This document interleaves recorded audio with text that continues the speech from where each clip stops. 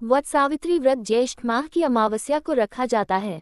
इस साल ज्येष्ठ अमावस्या तिथि 5 जून की शाम 7:54 पर शुरू हो रही है और अगले दिन 6 जून की शाम 6:07 पर इसका समापन होगा। उदय तिथि के अनुसार वट सावित्री व्रत 6 जून बृहस्पतिवार को रखा जाएगा। हिंदू धर्म में विवाहित महिलाएं ज्येष्ठ माह की अमावस्या को वट सावित्री व्रत रखती है। इसे कई जगहों पर ब्रह्मावस का त्योहार भी कहा जाता है। महिलाएं इस दिन व्रत करती है और वट वृक्ष यानी बरगद के पेड़ की पूजा करके पति की लंबी उम्र और अच्छे स्वास्थ्य के लिए आशीर्वाद मांगती है। शास्त्रों में कहा गया है कि वट वृक्ष में ब्रह्मा, विष्णु और महेश तीनों देवता निवास करते हैं।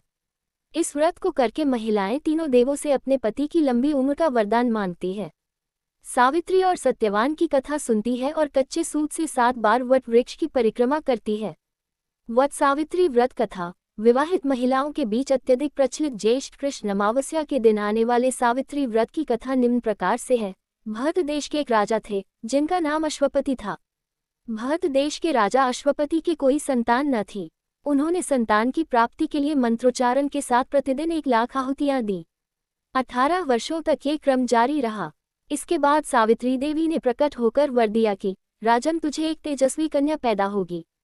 सावित्री देवी की कृपा से जन्म लेने के कारण से कन्या का नाम सावित्री रखा गया।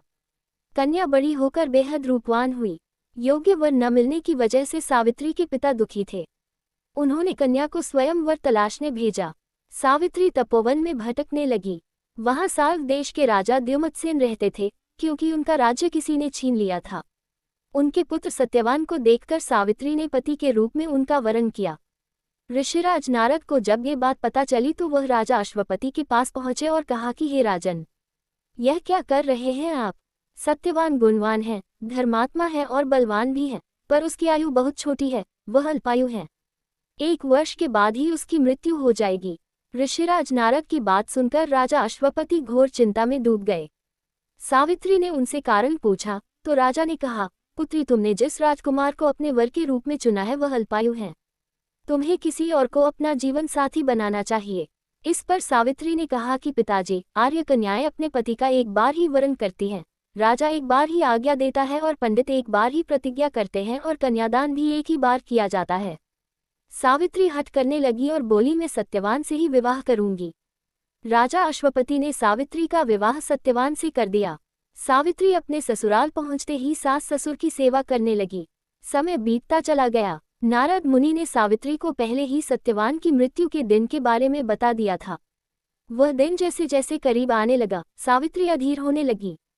उन्होंने 3 दिन पहले से ही उपवास शुरू कर दिया। नारद मुनि द्वारा कथित निश्चित तिथि पर पितरों का पूजन किया।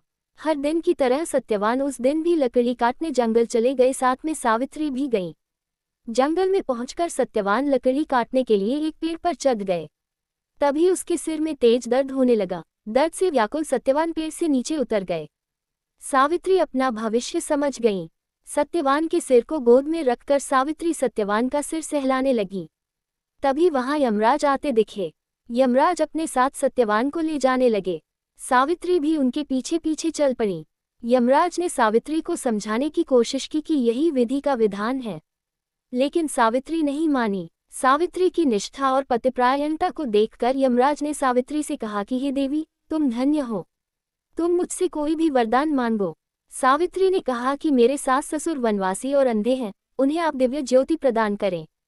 यमराज ने कहा, ऐसा ही होगा, जाओ अब लौट जाओ। लेकिन सावित्री अपने पति सत्यवान के पीछे पीछे चलती रही। यमराज ने कहा, देवी तुम वापस जाओ।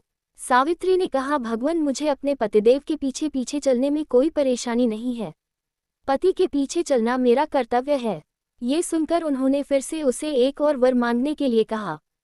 सावित्री बोली, हमारे ससुर का राज्य छिन गया है, उसे पुनः वापस दिला दें। यमराज ने सावित्री को यह वरदान भी दे दिया और कहा, अब तुम लौट जाओ। लेकिन सावित्री पीछे पीछे चलती रही।